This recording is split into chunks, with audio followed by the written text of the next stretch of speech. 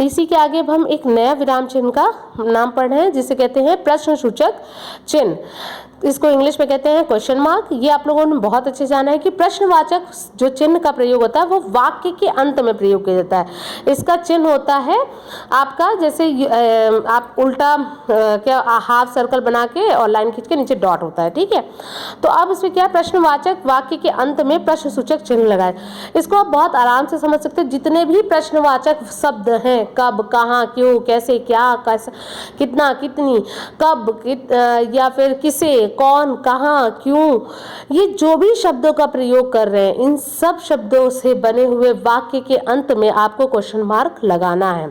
जैसे तुम कब आए, वह क्या कर रहा है, तुम कहाँ गए थे, तुम क्यों गए थे, तुम क्या खा रहे हो, तुम क्यों आए हो।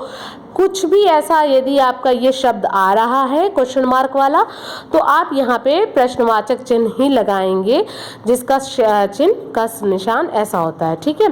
अब उसी के साथ साथ एक लास्ट आपका इसमें पढ़ना है विराम चिन्ह, जिसका नाम है विस्मय सूचक चिन्ह, जिसको इंग्लिश में कहते हैं साइन ऑफ एक्सक्लेमेशन। अब साइन ऑफ एक्सक्लेमेशन होता क्या है, ये बहुत बड़ी चीज़ है समझने की। इसे आपको समझने के लिए बहुत अच्छे से पता होना चाहिए कुछ शब्दों का मतलब। आश्चर्य मतलब अचंभित होना, या कोई ऐसी बात सुन के जिसे आपको अचंभित हो जाए, शॉक्ड हो जाए, ठीक है। घृणा, किसी चीज से नफरत है। हर्ष मतलब खुशी, शोक मतलब दुख आदि भाव को प्रकट करने के लिए। अब आप ये पिक्चर देखो, यहाँ देख रहे हो जैसे क्वेश्चन मार्क बना, अचंभित हो गया, अरे ये कैसे हुआ, अरे ये क्या हो गया।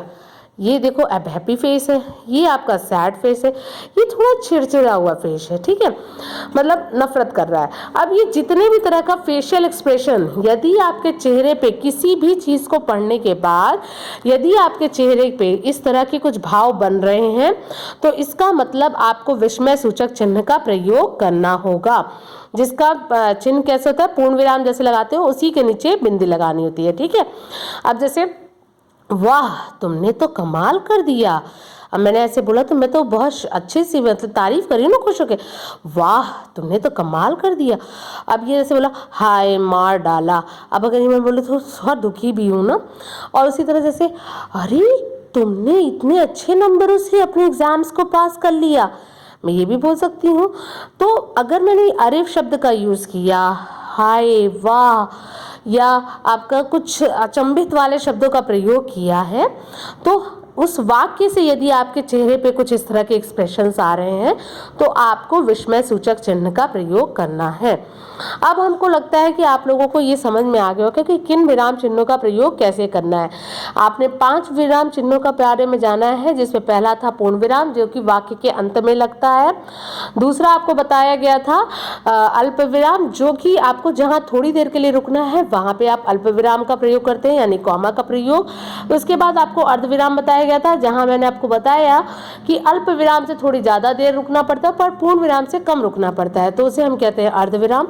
क्वेश्चन मार्क में जहां भी जिस वाक्य में आपको प्रश्न वाले शब्द मिलते हैं वहां पे आपको प्रश्नवाचक वाले शब्द मिले यदि, तो आप उसे यहाँ पे क्वेश्चन मार्क लगाएंगे।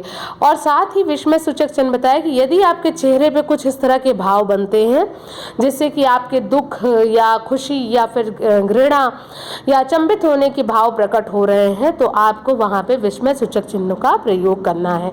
यदि आप इन चिन्हों का सही तरीके से प्रयोग करेंगे तो आपको ये सारा जितना भी वाक्य बनाओगे वो सारे वाक्य आपके सही बनेंगे। लेकिन यदि आपने इन सारे चिन्हों का मतलब अलग निकाला, जैसे मैंने आपको पहले ही एक एग्जाम्पल दिया, यदि आपने ऐसा कुछ किया तो उस शब्द का, उस वाक्य का जो आप वाक्य बनाओगे, उस वाक्य का अर्थ का अनर्थ बन सकता है, मतलब उस वाक्य का मतलब कुछ और निकल सकता है। इसीलिए जब भी आप कोई वाक्य बनाए तो इन विराम चिन्हों का सही जगह पे प्रयोग करके फिर इन विराम चिन्हों का प्रयोग करें। ठीक है, धन्यवाद।